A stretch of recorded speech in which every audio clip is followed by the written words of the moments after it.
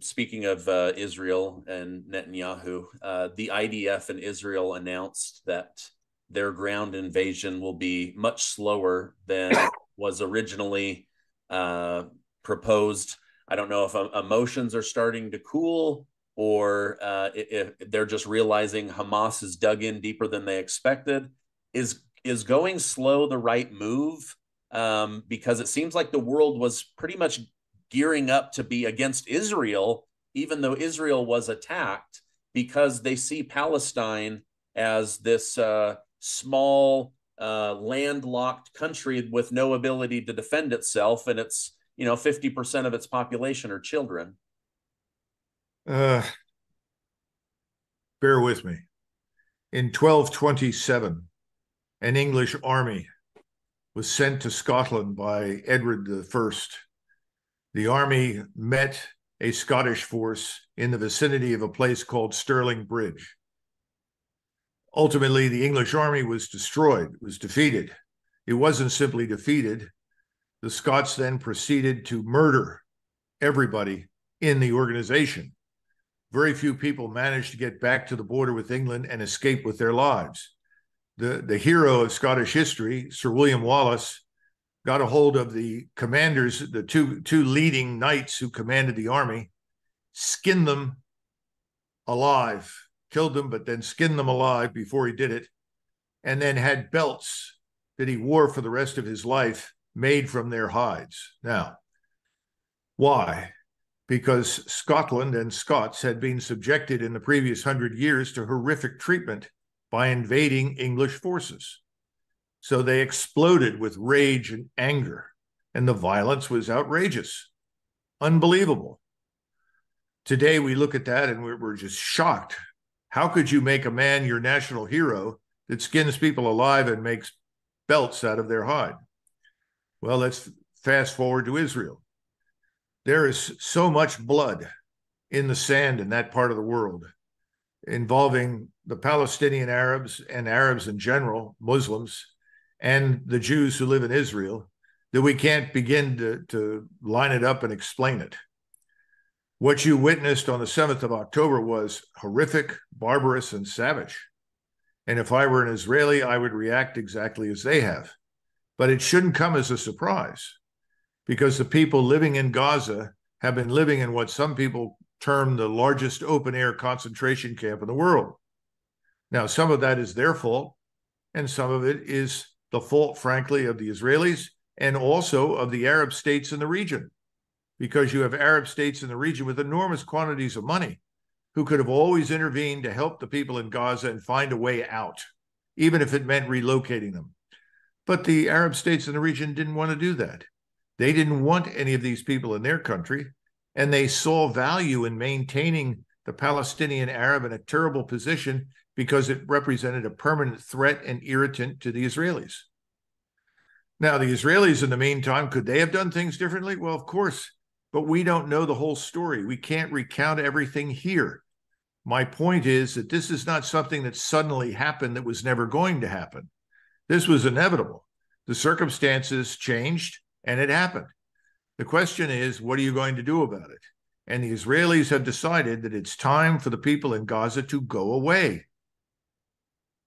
This is not an exercise in counterinsurgency. The Israelis are not clearing and holding something. They are expelling or killing and then permanently removing whatever they find. And their view is, if you're there with Hamas, if you're in the vicinity of Hamas, you're an enemy.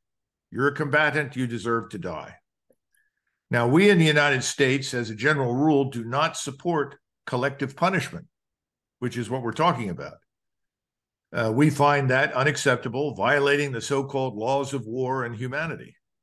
But that's what's happening. And the Israelis, as a result, have provoked the entire Muslim world. I told a friend of mine who actually, we've known each other for years. He's also an Israeli citizen. And he pointed out, he said, Douglas, we have managed something no one else in history has done. We have united the Sunni and the Shia.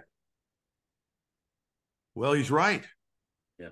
He's right. That's the problem. And never before have the Israelis had to face in direct combat Turks, Persians, and Arabs all together. That's where we're headed. That's why I wrote the piece I did in the American Conservative called Avoiding Armageddon.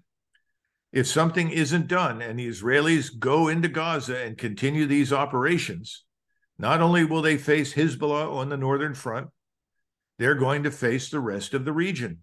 Egypt, Jordan, they have no interest in going to war, but they will have to do it. They will have to fight because these are Muslims and they will be accused of heinous crimes if they stand by and watch their fellow Muslims be slaughtered. The same thing is true in Turkey with Mr. Erdogan. I'm sure you saw the 1.5 million people show up in Istanbul to cheer Mr. Erdogan, who called the Israeli state a war criminal state. People are genuinely enraged. This includes people that don't necessarily like Erdogan, just as many Israelis are now supporting Netanyahu who don't really like Netanyahu because they see no alternative to this. Now, here's the wild card. The wild card is us. And the Israelis have worked tirelessly to cultivate control of our government. Our government is signed up to support Israel unconditionally, which means we are being pulled into a major regional war. We are going to be pitted against the Turks, the Iranians, all the Sunni Arab states in the region, probably states in North Africa. This will probably have an impact on the Muslims in India and certainly Pakistan. I would be surprised if it didn't also have an impact on us in Malaysia and Indonesia. And what I continue to ask people is, what makes you think Israel will survive this? That's my concern. I support Israel. I've always supported its right to exist. I think Israel should exist. I don't want to see it destroyed. But they are in a position right now where they have created an alliance against them that even with our help and assistance may not work. In other words, they may not survive. They may not prevail. I think that would be a tragedy. So it's why I have said repeatedly, we have to save Israel from itself. We understand the anger and the emotion, but we have no leadership and we have no strategy. If someone were more rational in Washington, they would look at this and say, we've got to put the brakes on or Israel will be lost. And what we don't understand is that in 1973, which is the last major conflict the Israelis fought with Egypt and Syria, that part of the world was very different.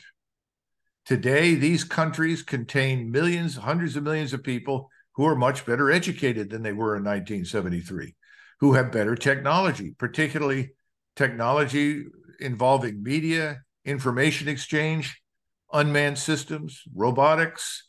I could go down an endless list.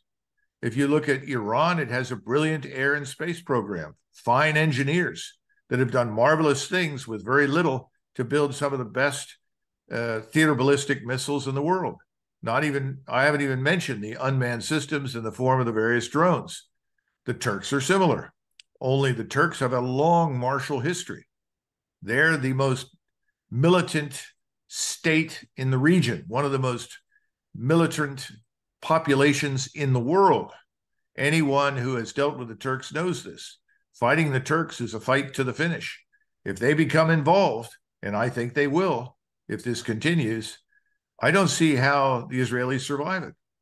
And I know they have nuclear weapons, but people forget the Pakistanis have made it very clear that the Turks will be given nuclear warheads if they need it, primarily for the purpose of deterring Israel. Now, if that happens and the Israelis decide to use a nuclear weapon, we can only begin to imagine the consequences. And I would prefer that they didn't, but they have it, and they've always reserved the right to use it if they see fit. Where does this leave us? On the one hand, we want to support Israel, but do you help a man that you love and care for commit suicide? I wouldn't. Yeah. I wouldn't allow a good friend to commit suicide. And if I were in power, I would not allow Netanyahu to lead this country on the path to suicide.